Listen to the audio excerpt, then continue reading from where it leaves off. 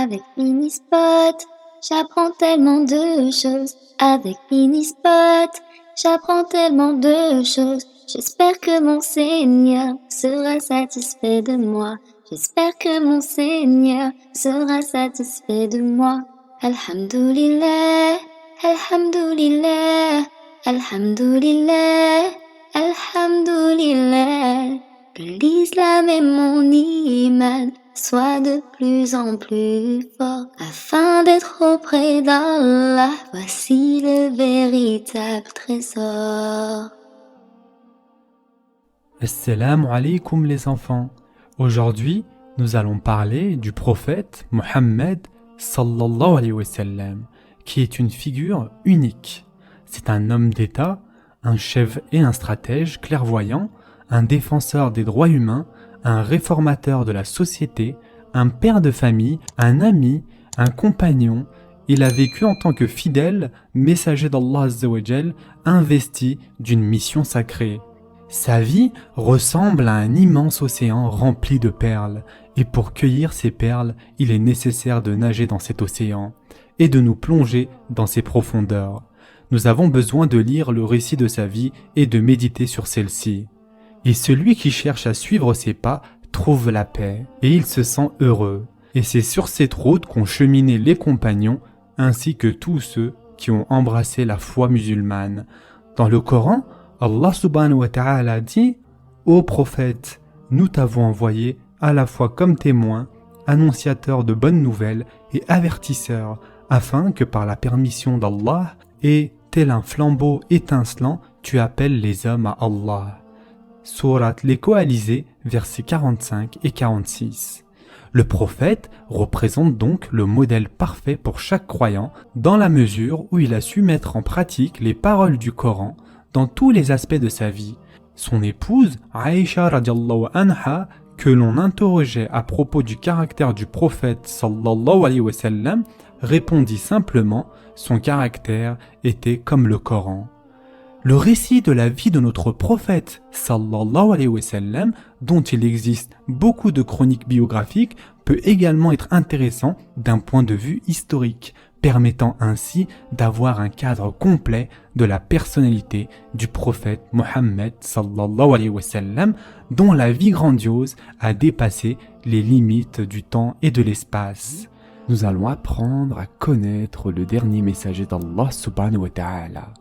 Parlons tout d'abord des origines du prophète Mohammed sallallahu alayhi wa sallam. La ville de la Mecque, d'où provient la famille de Mohammed sallallahu alayhi wa sallam, était un important centre économique et commercial, et en même temps le centre spirituel et religieux de toute l'Arabie. Depuis très longtemps, les Arabes avaient l'habitude de se rendre par petits groupes à la Mecque pour y visiter la Kaaba, la maison d'Allah Azza wa Jal. La Mecque se distinguait de toutes les autres villes arabes par sa position géographique. Dans cette ville se croisaient les routes commerçantes du Yémen, de Cham, c'est-à-dire de la Syrie, de Byzance et de la Perse. L'exportation de marchandises de ces pays passait par la Mecque. Cette ville était ainsi un lieu de rencontre pour toutes les tribus arabes qui s'y rendaient également en pèlerinage afin de répondre à l'appel d'Ibrahim alayhi salam, lequel était vénéré en ce lieu. En effet, l'origine de la ville de la Mecque est liée à la figure d'Ibrahim alayhi salam, qui s'y rendit avec sa femme Hajar et son fils Ismaïl. Avec l'aide de ce dernier, Ibrahim alayhi salam y construisit le premier temple islamique, c'est-à-dire la Kaaba. En ce lieu, Allah subhanahu wa ta'ala enrichit cet endroit par de l'eau de la source de Zemzem. En ce lieu, Ibrahim alayhi salam adressa à Allah Azza wa Jal une prière pour les Arabes.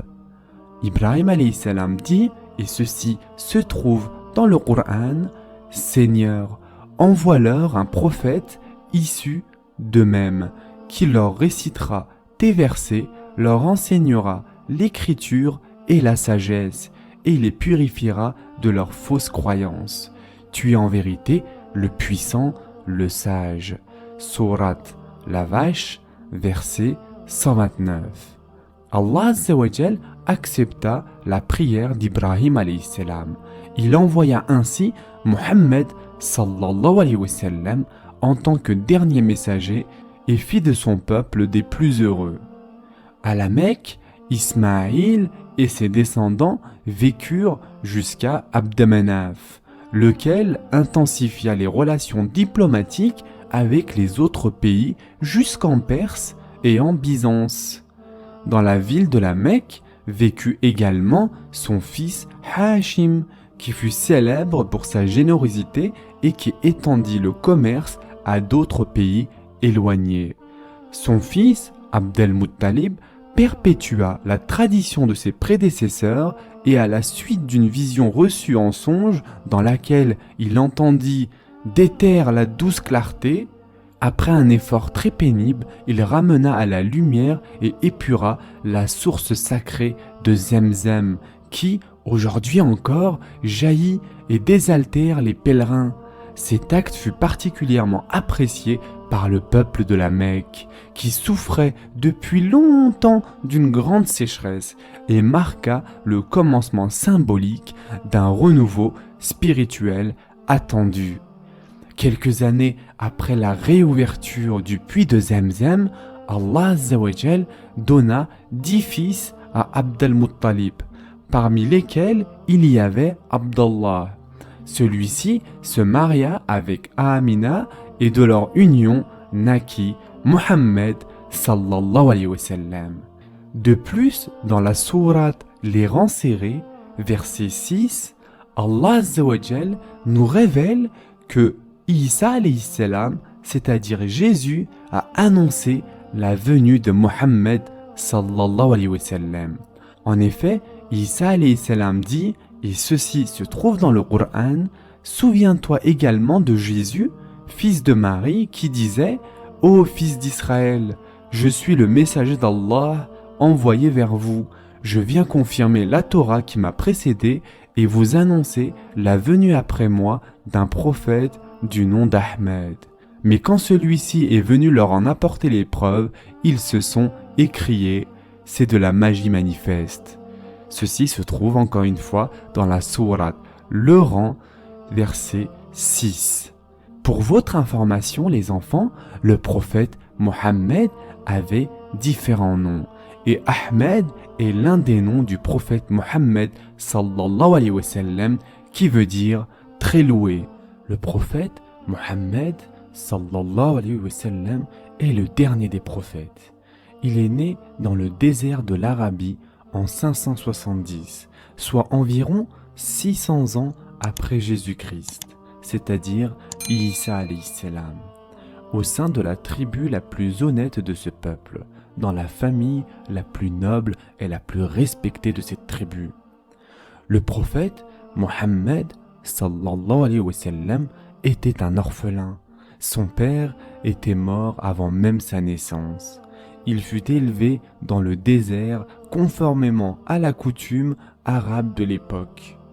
En 576, quand il eut l'âge de 6 ans, il perdit également sa mère, Amina.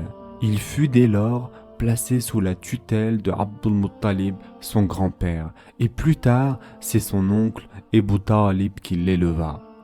Bien des années plus tard, le prophète sallallahu alayhi wa sallam fera le récit d'un événement extraordinaire qui lui arriva alors qu'il était tout jeune enfant placé chez sa douce nourrice Halima.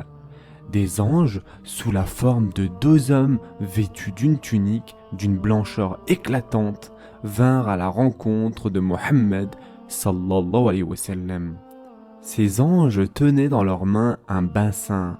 Et donc, ils ouvrirent la poitrine du prophète sallallahu alayhi wa sallam, puis ils lava son cœur, pour en extraire un caillou noir qu'ils rejetèrent au loin. Puis ils lavèrent son cœur et sa poitrine.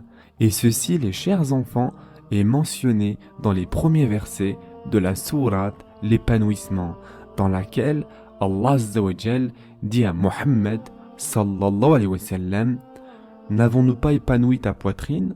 Ne t'avons-nous pas soulagé du fardeau qui te pesait sur le dos et n'avons-nous pas rehaussé ton prestige?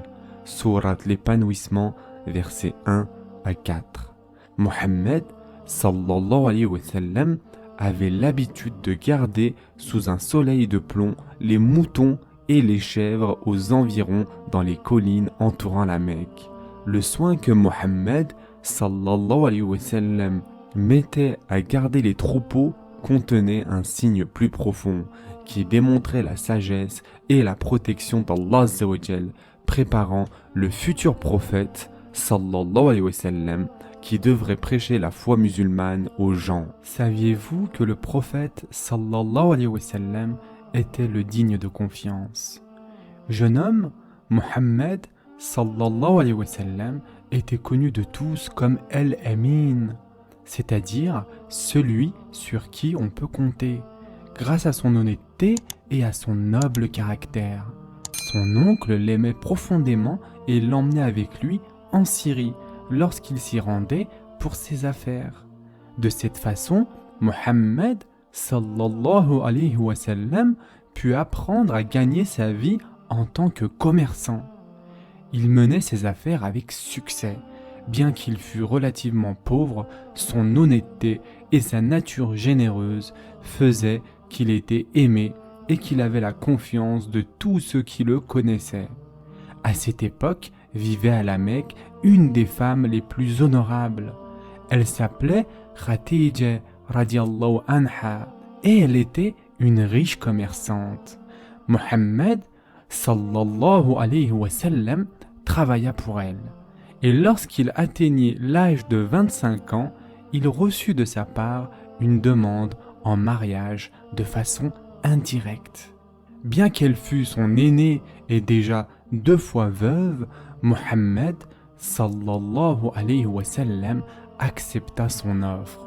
Ils se marièrent en 595 et vécurent heureux.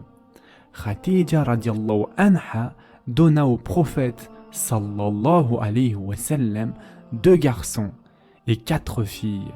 Ces 2 garçons s'appelaient Al-Qasim et Abdullah et ses filles sont Zaynab, Ruqayya, Kulthum et Fatima.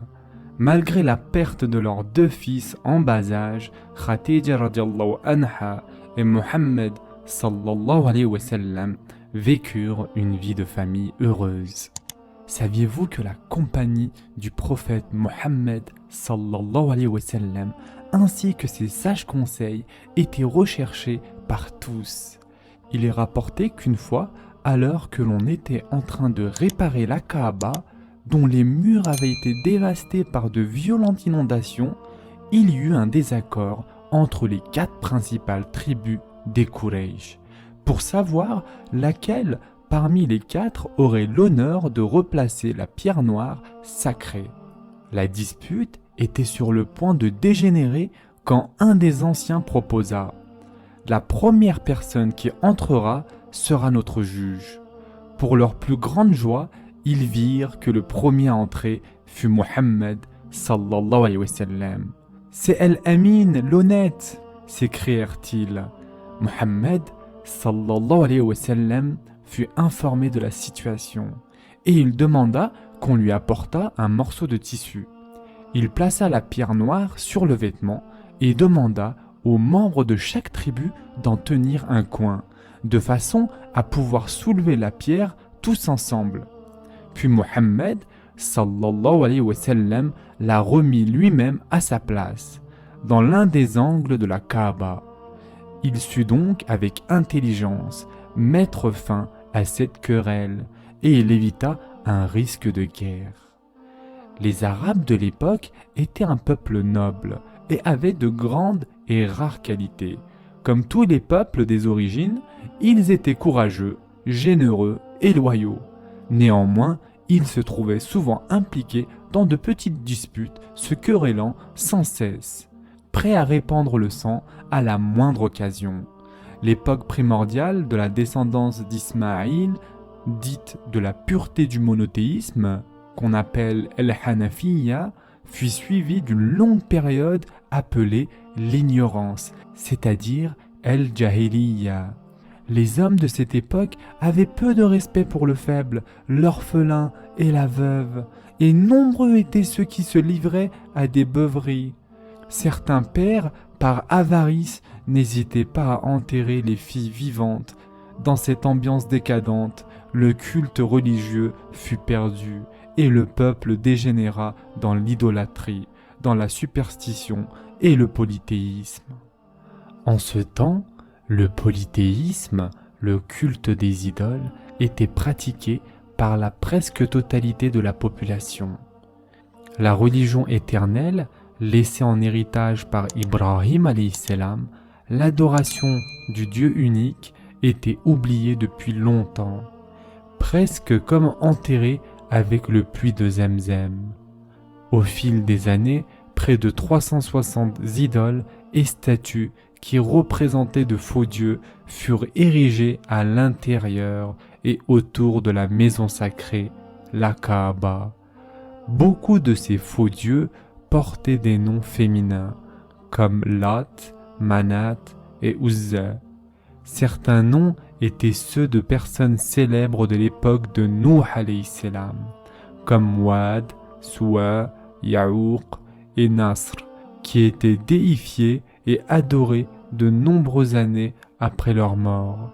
Même les croyants des communautés de Moussa alayhi salam, c'est-à-dire les Juifs, et de Jésus, c'est-à-dire Isa alayhi salam, les chrétiens, s'étaient éloignés du monothéisme initial d'Ibrahim alayhi salam et s'étaient divisés en tribus et en sectes. Mohammed sallallahu alayhi wa sallam était un homme d'exception qui n'avait jamais participé à aucune des pratiques polythéistes. Très tôt, il prit l'habitude de se retirer dans une grotte isolée, dans les environs de la montagne appelée Hira, non loin de la Mecque, pour purifier son cœur et prier. À la recherche de la vérité, il contemplait les signes de l'univers, plongé dans sa solitude et écoutant le bruit de vent. Ce fut là, pendant une nuit du mois de Ramadan, à l'âge de 40 ans, que la révélation d'Allah Azza wa Jal se manifesta au prophète sallallahu alayhi wa sallam. Son Seigneur appela Mohammed sallallahu alayhi wa sallam à son service. Cette nuit-là, connue sous le nom de Laylat al-Qadr, c'est-à-dire la nuit du destin ou la nuit de la valeur, l'ange Jibril alayhi salam descendit avec le décret d'Allah Azza wa Jal et une lumière pour l'humanité, le Coran. Un nouveau chapitre de l'histoire du monde venait de s'ouvrir. Parlons maintenant de ce qu'il s'est passé dans cette caverne. La lune blanche décroissante brillait dans le ciel quand soudainement Mohammed sallallahu alayhi wa sallam perçut une présence. Dans le silence de la nuit, une voix se fit entendre qui lui dit « Lis ». Mohammed sallallahu alayhi wa sallam était stupéfait. « Je ne sais pas lire », répondit-il. Lorsque la voix répéta l'ordre, il lui sembla que la terre s'était mise à trembler. « Lis !»« Je ne sais pas lire !» Il se sentit paralysé de peur, incapable de bouger. « Lis !» répéta encore la voix, le soumettant à une grande pression. « Que dois-je lire ?» Puis soudainement, il se sentit délivré. Le temps et l'espace étaient comme suspendus, les cieux et la terre réunis. Et c'est là alors que les 5 premiers versets du Coran sont descendus. Lis au nom de ton Seigneur qui a tout créé, qui a créé l'homme d'une adhérence. Lis, car la générosité de ton Seigneur est infinie. C'est lui qui, au moyen de la plume, enseigna. Il enseigna à l'homme ce qu'il ne savait pas. Sourate l'adhérence, versets 1 à 5. Ainsi, ce fut les 5 premiers versets du Saint-Coran. La voix était celle de l'ange Jibril alayhi salam, qui fut envoyé par Allah Azza wa Jal à son dernier prophète, Mohammed sallallahu alayhi wa sallam. La mission de Mohammed, le messager d'Allah, sallallahu alayhi wa sallam, une bénédiction pour les mondes, venait de commencer.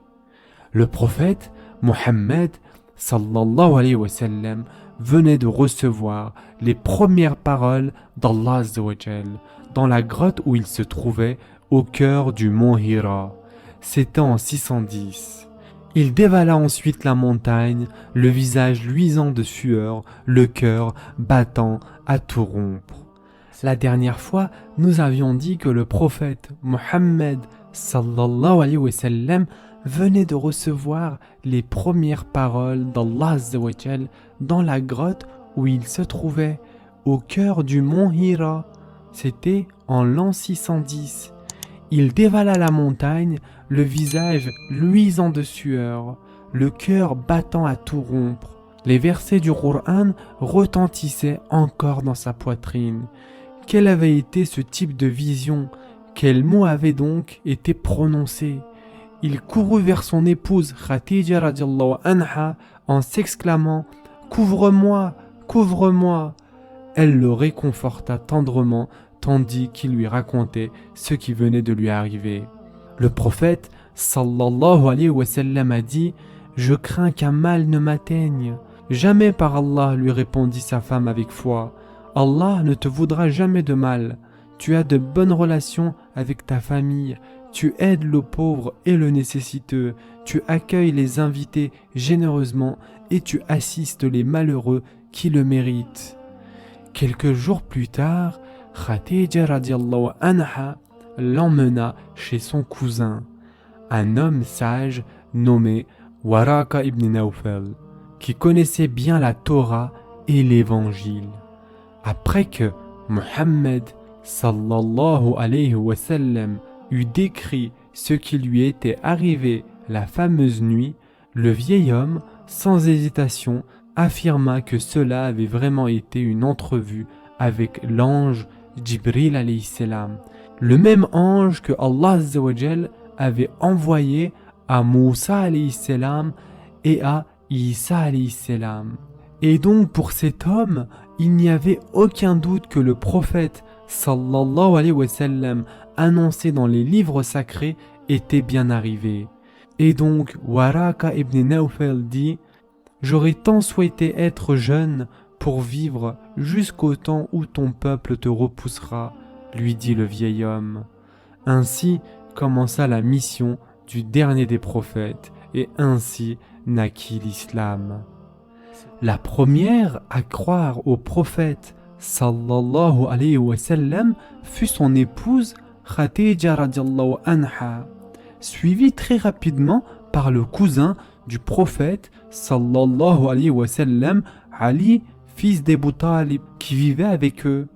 Certains s'opposèrent violemment à admettre la mission de Mohammed sallallahu alayhi wa sallam, mais d'autres ouvrirent grand leur cœur et acceptèrent l'appel, à l'instar des proches amis de Mohammed sallallahu alayhi wa sallam, Abu Bakr radiallahu an, son serviteur Zayd radiallahu an et tant d'autres encore. Après un certain temps, tandis que la révélation des versets coraniques se poursuivait, il fut demandé au prophète sallallahu alayhi wa sallam de délivrer publiquement le message de l'islam et de réciter les versets qui lui avaient été révélés. En effet, Allah Azza wa Jal lui avait révélé ces versets. Au nom d'Allah, le clément, le miséricordieux, louange à Allah, Seigneur des mondes, le clément, le miséricordieux, le souverain au jour du jugement dernier. C'est toi que nous adorons, c'est toi dont nous implorons le secours. Guide-nous dans le droit chemin, le chemin de ceux que tu as comblés de bienfaits, non le chemin de ceux qui ont mérité ta colère, ni celui des égarés. Prologue, versets 1 à 7. Un jour, le prophète, sallallahu alayhi wa sallam, monta au sommet de Safa. C'était un petit mont proche de la Kaaba, et s'adressa à son peuple, c'est-à-dire aux habitants de la Mecque. Tandis qu'ils se rassemblaient autour de lui, ils lui demandèrent quelle en était la raison. Muhammad sallallahu alayhi wa sallam leur répondit: Dites-moi, ô gens de la Mecque, si je vous disais que je voyais une armée se diriger contre nous, de l'autre côté de la colline, me croiriez-vous? Certainement, répondit-ils tous, car nous te faisons confiance, tu ne mens jamais. Alors poursuivit Muhammad sallallahu alayhi wa sallam: Sachez que je suis un avertisseur et que je vous annonce un terrible châtiment. Allah m'a demandé de vous avertir, vous qui m'êtes proches, et je ne peux rien vous garantir de bon sur la terre ni dans les cieux. En entendant cela, la foule devint muette de stupeur. Comme il restait immobile sous le soleil brûlant, Abu Lahab, l'oncle du prophète sallallahu alayhi wa sallam, s'écria alors: Puisses-tu périr? Ils tournèrent tous le dos et se dispersèrent, laissant Muhammad sallallahu alayhi wa sallam seul. Les habitants de la Mecque ne furent pas capables d'interpréter ces paroles comme un appel à retrouver la pureté de l'adoration d'Allah Azza wa Jal. Leur seule préoccupation était de conserver le pouvoir lié à la protection du lieu de pèlerinage. Les divisions apparurent bientôt. Beaucoup rejetèrent l'aveuglante vérité. Après de nombreuses années de reconnaissance de la bonté et de la générosité de Muhammad sallallahu alayhi wa sallam, ils commencèrent à le mépriser, comme s'il n'était plus celui qu'ils avaient tant estimé auparavant. Malgré cela, jamais Muhammad sallallahu alayhi wa sallam ne répondit à l'insulte par l'insulte. Il avait l'habitude de dire: Celui qui croit en Allah et au jour dernier doit être bon avec ses invités. Celui qui croit en Allah et au jour dernier doit honorer son voisin. Celui qui croit en Allah et au jour dernier doit dire le bien ou se taire. Rien ne pouvait l'arrêter. Malgré l'attitude de certains habitants de la Mecque, Muhammad sallallahu alayhi wa sallam continuait patiemment à inviter ses concitoyens au témoignage de foi de l'islam. Il n'y a de Dieu que Allah Azza wa Jal et Muhammad est son messager. Et en effet, Allah subhanahu wa ta'ala dit dans le Coran, dit: Lui, Dieu est un, Dieu l'impénétrable, il n'engendre pas et il n'est pas engendré, nul n'est égal à lui. Sourate le culte pur, versets 1 à 4. Plus Muhammad sallallahu alayhi wa sallam appelait son peuple à obéir à Allah Azza wa Jal, plus les chefs des différentes tribus le méprisaient. Et en effet, Allah subhanahu wa ta'ala dit dans le Coran: Veut-il réduire les divinités à un Dieu unique? Voilà une chose bien étrange. Sourate Sad, verset 5. Ce qui les surprenait le plus était que ces paroles extraordinaires, les versets du Saint-Coran qui n'avaient jamais été entendus auparavant, provenaient d'un homme dont ils savaient qu'il n'était pas instruit. En effet, jamais Muhammad sallallahu alayhi wa sallam n'avait appris à lire ni à écrire. Par conséquent, il se demandait tout naturellement comment était-il possible que de pareils mots puissent sortir de sa bouche. Les chefs de Quraysh, la tribu la plus influente de la Mecque, devinrent de plus en plus excédés. Lors d'une autre réunion, ils décidèrent de demander à Abu Talib, l'oncle et le protecteur du prophète sallallahu alayhi wa sallam, d'essayer de stopper la mission de Muhammad sallallahu alayhi wa sallam, parce que celui-ci poussait les gens à abandonner la religion de leurs ancêtres. La dernière fois, nous avions dit que les chefs de Quraysh, c'est-à-dire la tribu la plus influente de la Mecque, devinrent de plus en plus excédés. Lors d'une réunion, ils décidèrent de demander à Abu Talib, qui était l'oncle et le protecteur du prophète sallallahu alayhi wa sallam, d'essayer de stopper la mission de Muhammad sallallahu alayhi wa sallam, parce que celui-ci poussait les gens à abandonner la religion de leurs ancêtres. Lorsque Mohammed sallallahu alayhi wa sallam l'apprit, il fut très ému, car il éprouvait beaucoup d'amour et d'affection pour son oncle. Néanmoins, sa réponse fut sereine et claire.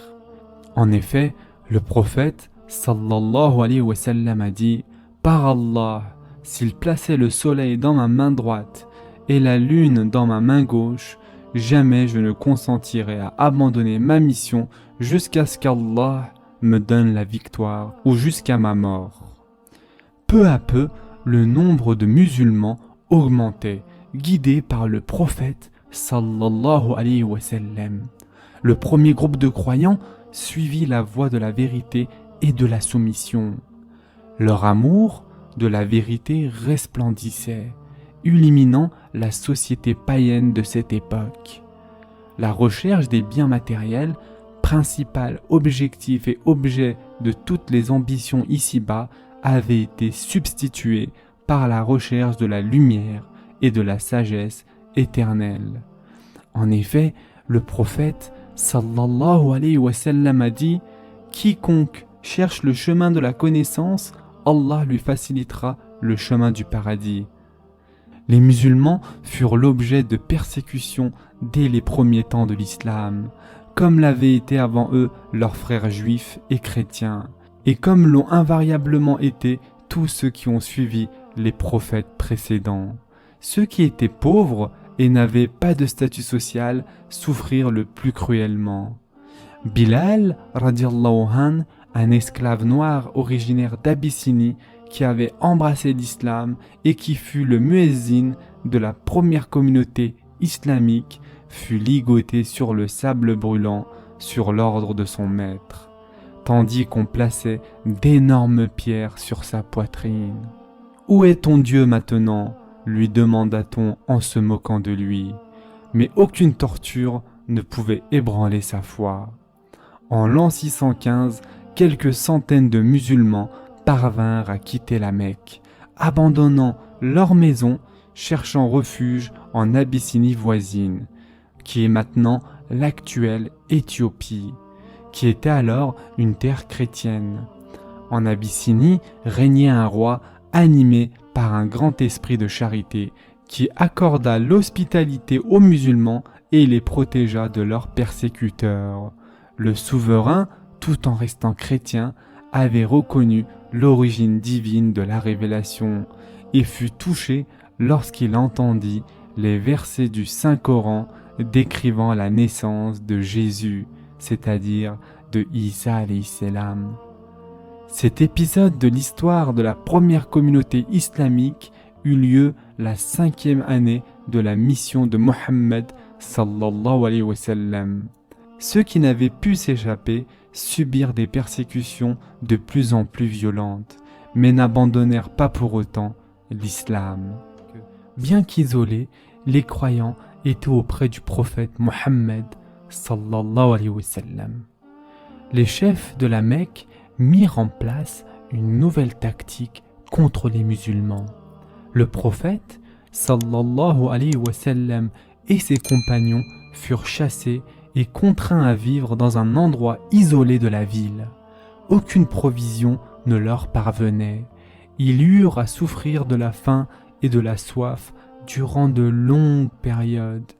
Cependant, grâce à Allah Azza wa Jal, des personnes de bonne volonté parmi les persécuteurs se rebellèrent finalement contre cette pratique inhumaine. La situation changea quelque peu et les fidèles purent sortir de l'isolement. Les gens purent donc à nouveau observer et écouter le prophète Mohammed sallallahu alayhi wa sallam, qui était un bel homme de taille moyenne, aux cheveux et à la barbe noire.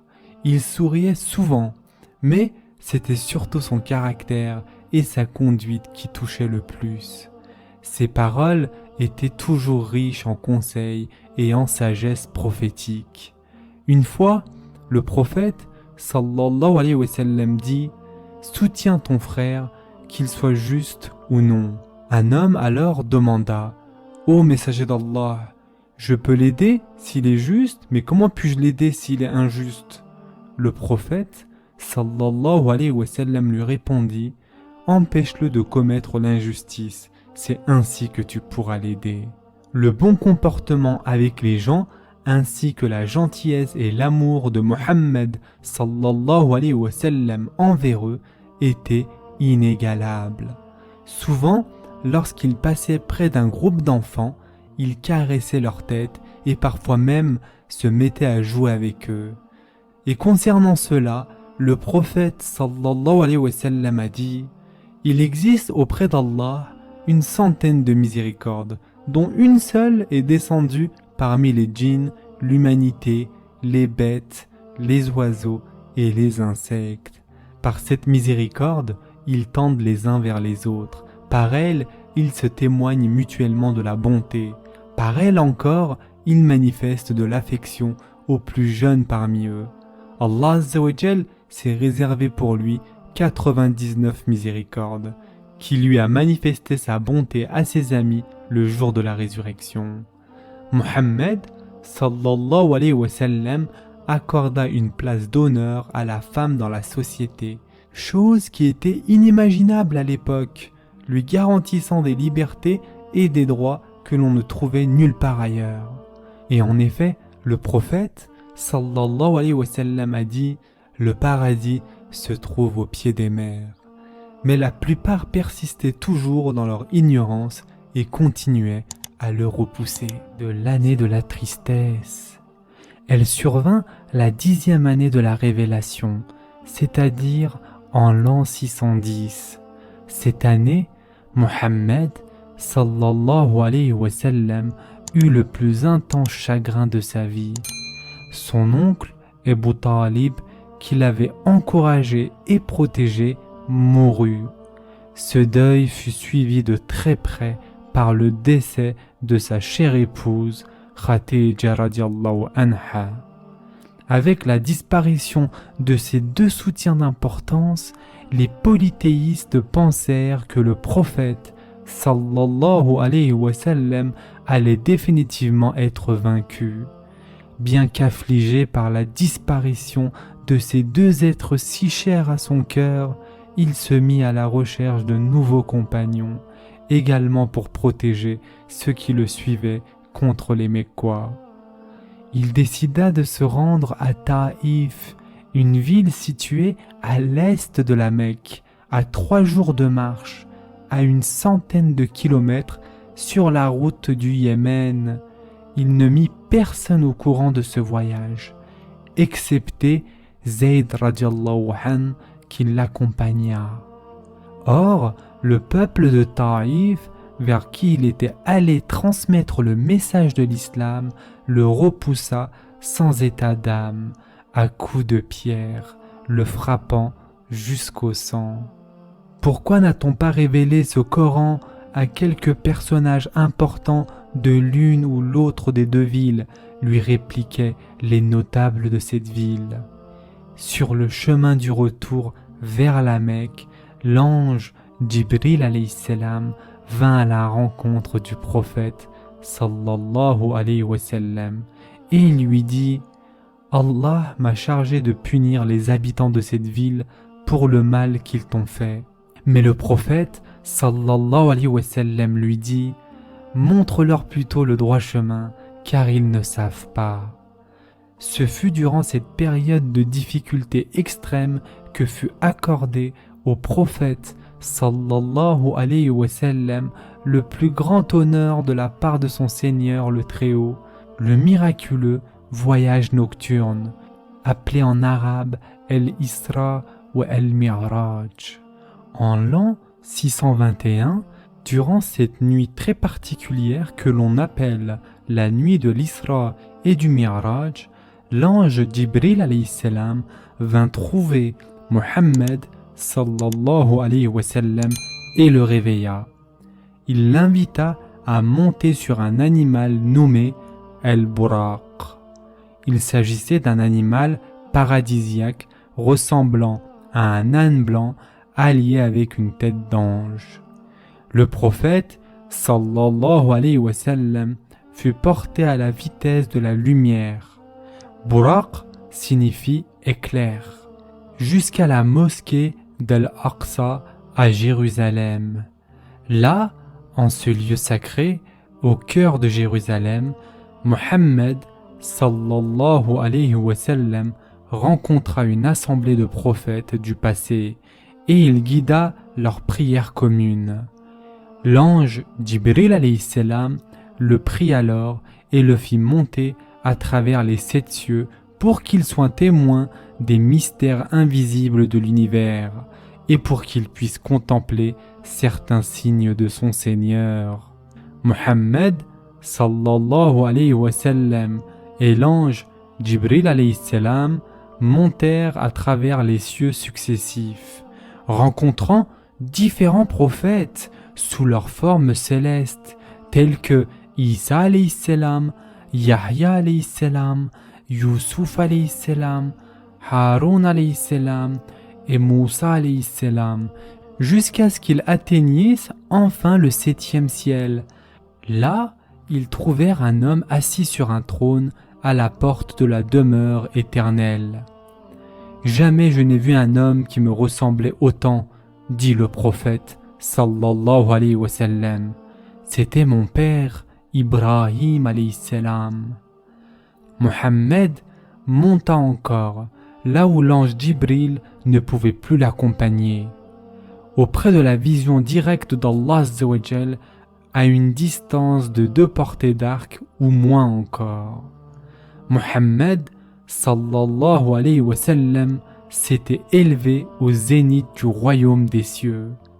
Ce fut au cours de cette nuit d'élévation suprême du corps et de l'esprit qu'il reçut de Allah Azza wa Jal le rite central du culte, le 2e pilier de l'islam, les 5 prières quotidiennes, et quelque chose qui n'avait été donné à aucun prophète avant lui, le monde entier comme espace de prosternation et de prière en signe d'honneur et de bénédiction envers le Créateur des cieux et de la terre.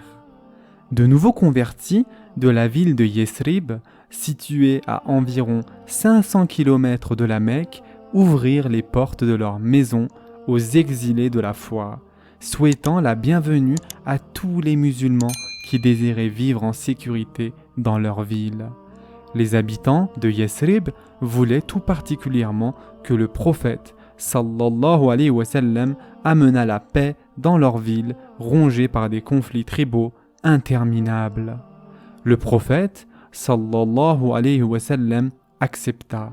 Ce fut ce qu'on appelle el-hijra, la migration, l'hégire. Ce fut un moment décisif dans l'histoire de l'islam, celui du commencement du calendrier islamique. Dès lors, Yesrib fut appelée Medina an-Nabi, la ville du prophète sallallahu alayhi wa sallam. Mohammed, l'envoyé d'Allah sallallahu alayhi wa sallam, après 13 ans d'appel à l'islam et après avoir souffert amèrement des persécutions des païens, quitta la Mecque en compagnie d'une communauté de musulmans et se rendit là où lui était offert paix et sécurité, dans la ville de Médine. C'est ainsi qu'en 622, première année de l'hégire, commença la 2e étape de la mission de Mohammed sallallahu alayhi wa sallam. À Médine, le prophète Mohammed sallallahu alayhi wa sallam exerça à la fois une autorité spirituelle et un pouvoir politique. Sous sa conduite se construisit une société centrée autour du message divin.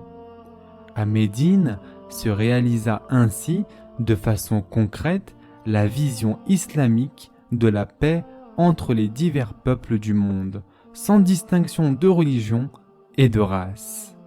En effet, c'est là que prit forme, pour la première fois dans l'histoire de l'humanité, la première constitution, la charte de Médine. Jusqu'alors, rien de similaire n'avait existé. Cette constitution garantissait à chaque citoyen la liberté, la sécurité et la justice. Elle fut rédigée d'un commun accord par les musulmans, les chrétiens et les juifs de l'oasis, sous la direction de Mohammed sallallahu alayhi wa sallam.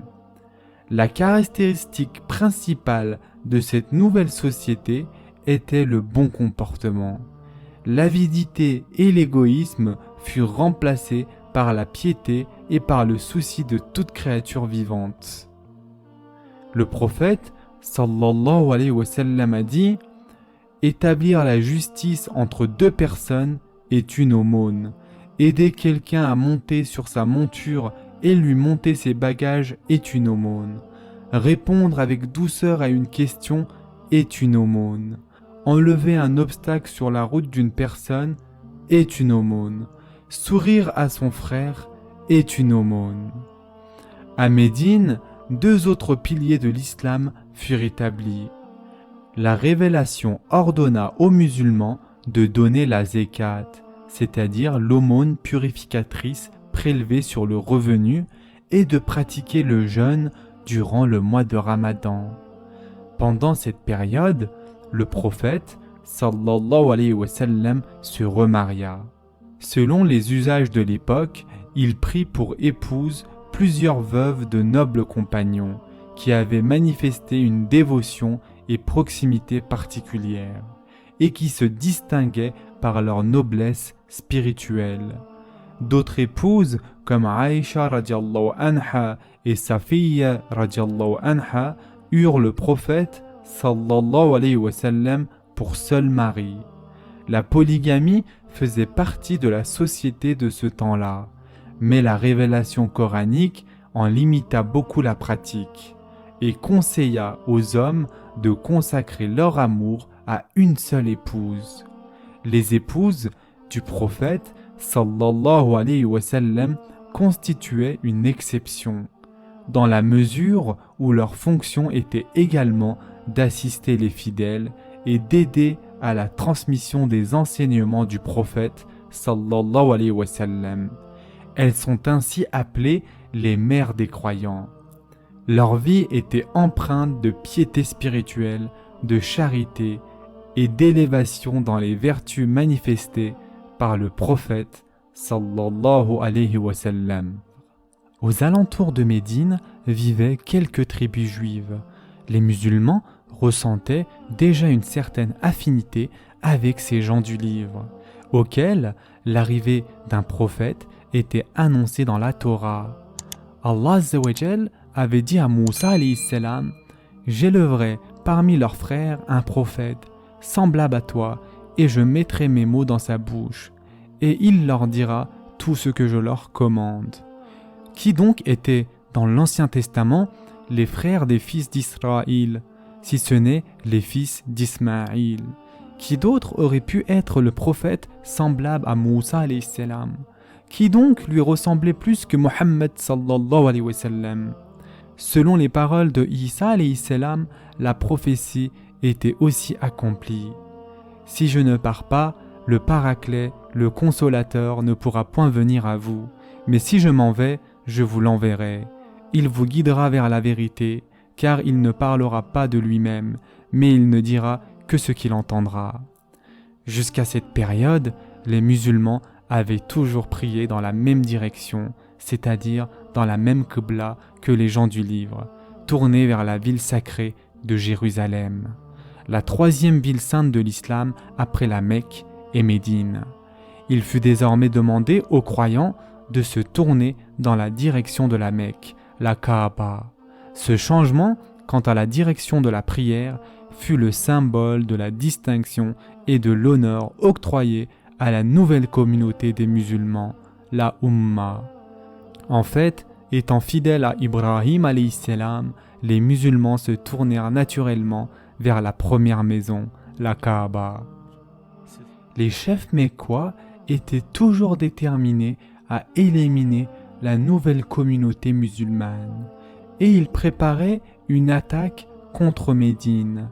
Cette fois, enfin, après des années de persécution et de torture, un verset du Coran descendit dans lequel Allah Azza wa Jal donnait au prophète sallallahu alayhi wa sallam la permission de se défendre. En effet, Allah Azza wa Jal dit dans le Coran: toute autorisation de se défendre est donnée aux victimes d'une agression qui ont été injustement opprimées et Allah a tout pouvoir pour les secourir. Sourate le Pèlerinage, verset 39.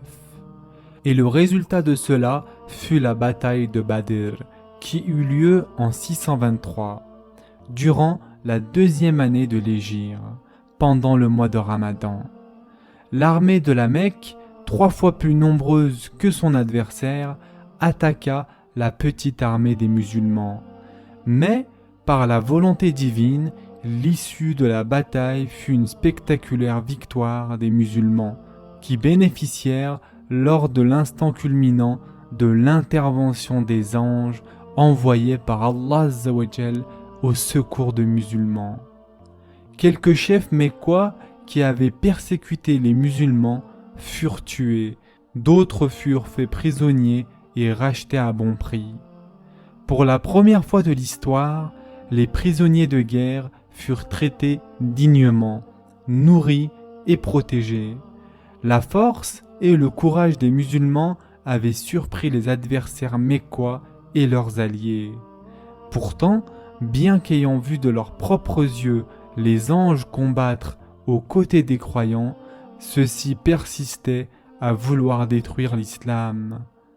Bataille après bataille, les musulmans réussirent à prouver qu'ils étaient capables de résister à toutes les attaques.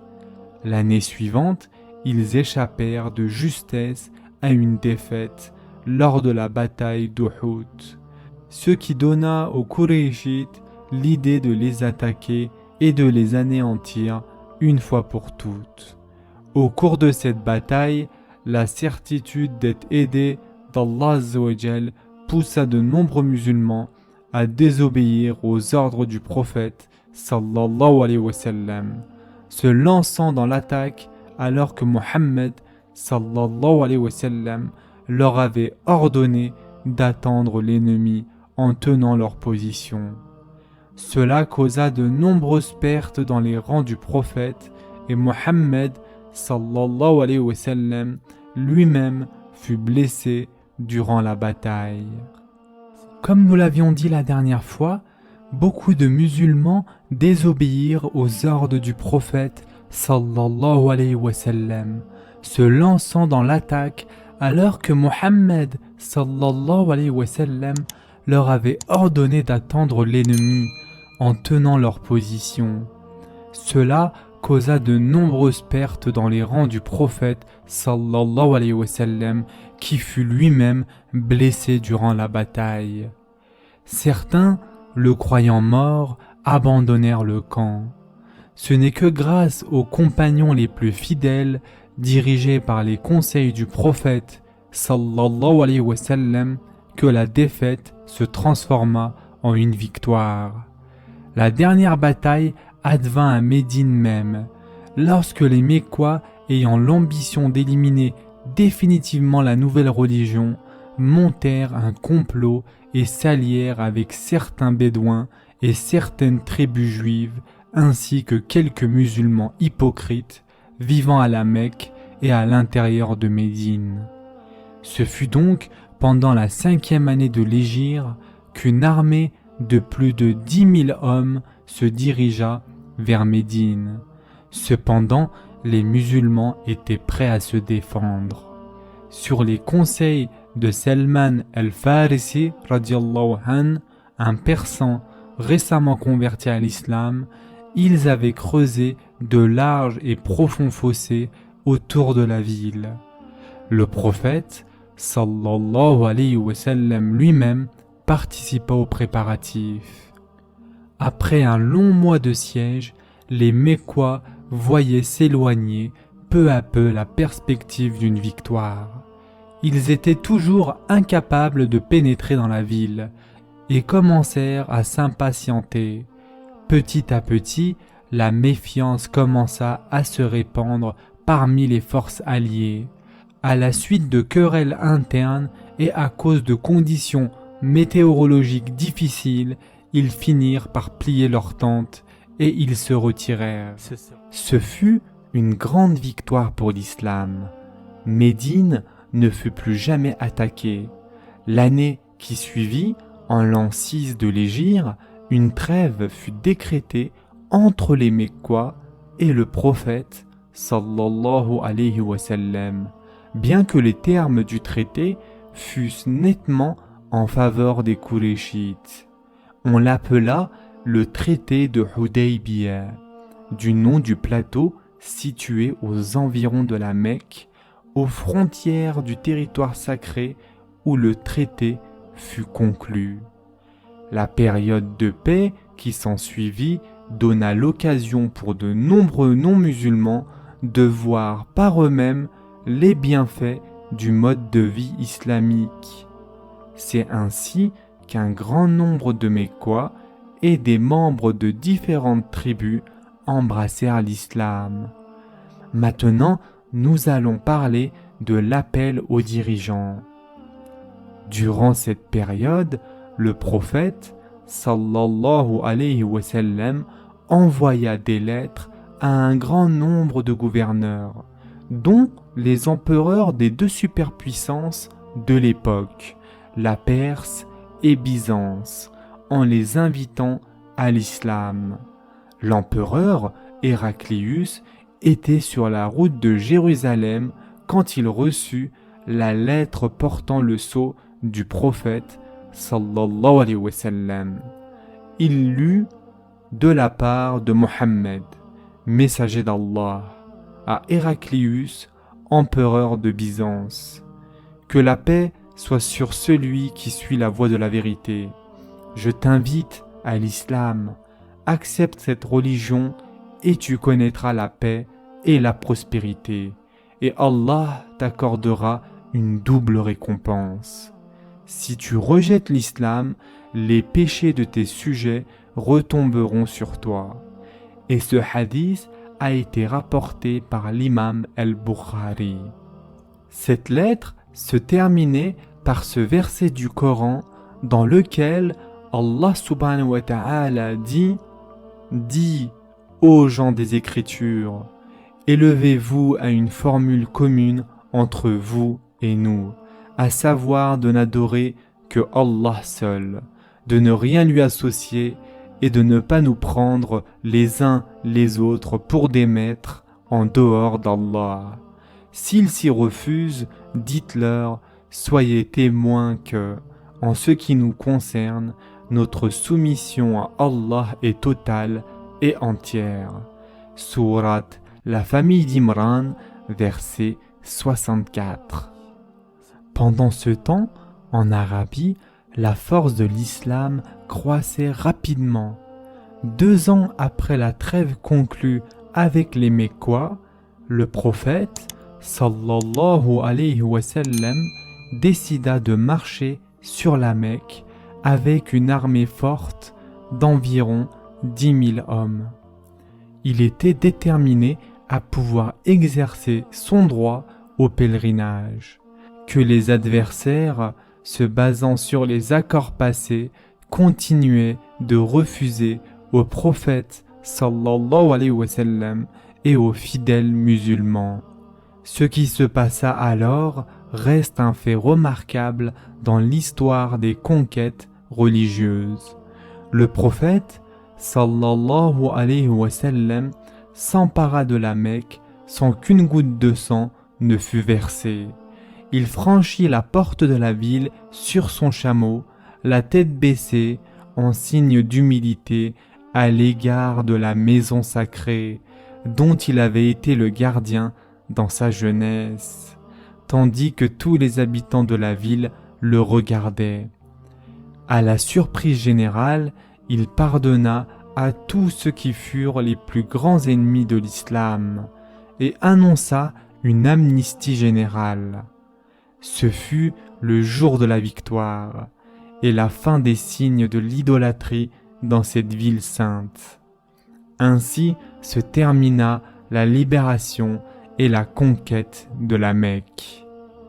Les ennemis de l'islam s'étaient rendus et furent gracieusement pardonnés. De nombreux habitants de la Mecque, témoins de cette clémence et miséricorde de Mohammed sallallahu alayhi wa sallam, embrassèrent finalement l'islam. Le prophète sallallahu alayhi wa sallam entra dans l'enceinte de la Kaaba, où se trouvaient les 360 idoles et statues représentant les faux dieux, devant lesquels les Arabes se prosternaient et qu'ils adoraient depuis longtemps. Il détruisit lui-même toutes ces idoles. Cela mit fin au symbole de l'idolâtrie dans la péninsule arabique. Enfin, la Kaaba, érigée par le prophète Ibrahim alayhi salam et son fils Ismaïl alayhi salam, fut purifiée et dédiée à l'adoration du Dieu unique, Allah Azza wa Jal, le Seigneur des mondes. La mission de Mohammed sallallahu alayhi wa sallam arrivait à son terme. Il retourna vivre à Médine, qui devint la capitale du nouveau monde musulman. Des délégations venant de l'Arabie entière venaient au prophète sallallahu alayhi wa sallam pour embrasser l'islam. De plus, il envoya des groupes de croyants dans les pays voisins et dans différentes provinces, afin d'inviter leurs habitants à l'islam. Bien qu'il fût à la tête de toute l'Arabie et des contrées environnantes, Mohammed sallallahu alayhi wa sallam continua à vivre comme un humble serviteur de Allah Azza wa Jal. Il avait l'habitude de réparer lui-même ses chaussures, de coudre ses vêtements et de se servir et d'instruire sa famille et la communauté des fidèles avec simplicité. Cela se passait au 7e siècle, 10 ans après l'hégire. Le prophète sallallahu alayhi wa sallam se rapprochait de la fin de sa vie sur terre.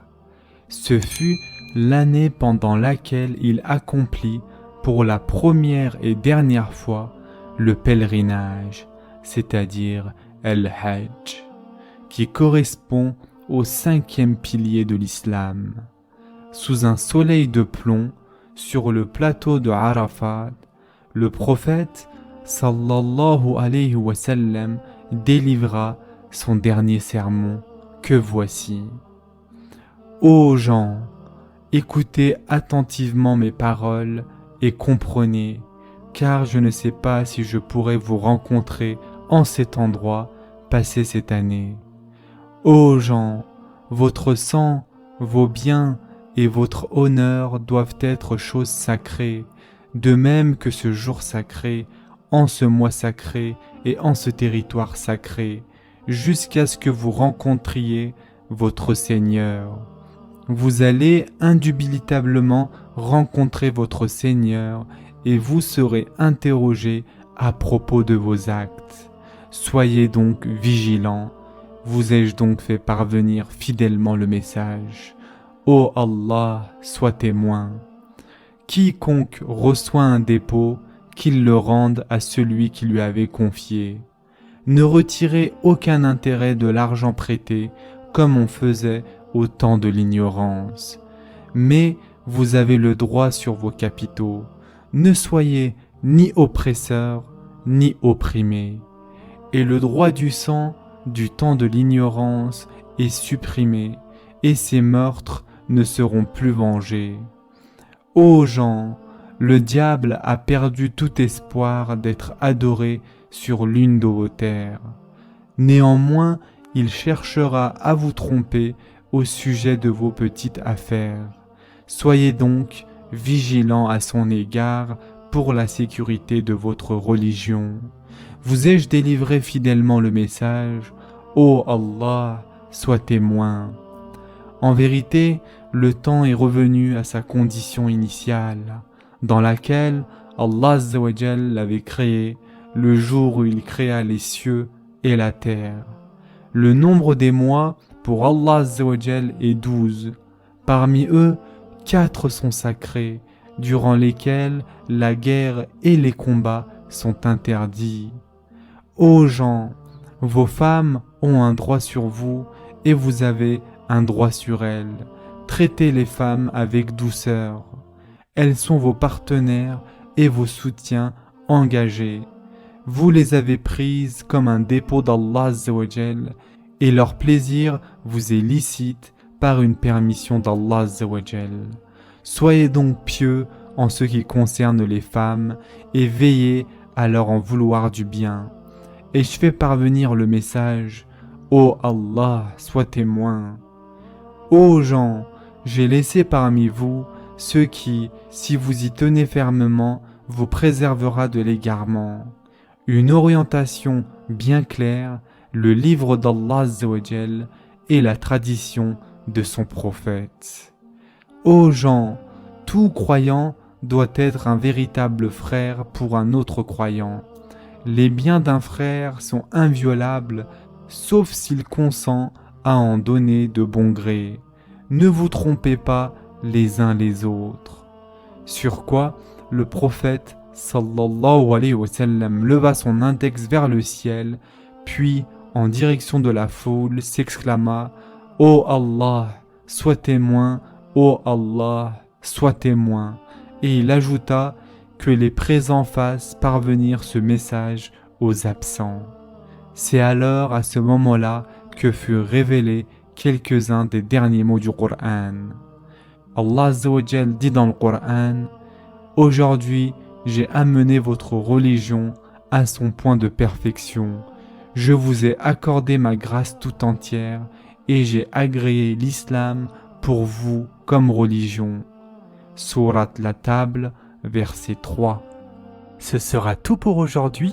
N'hésitez pas à vous abonner afin de ne plus rien rater. À très vite les enfants.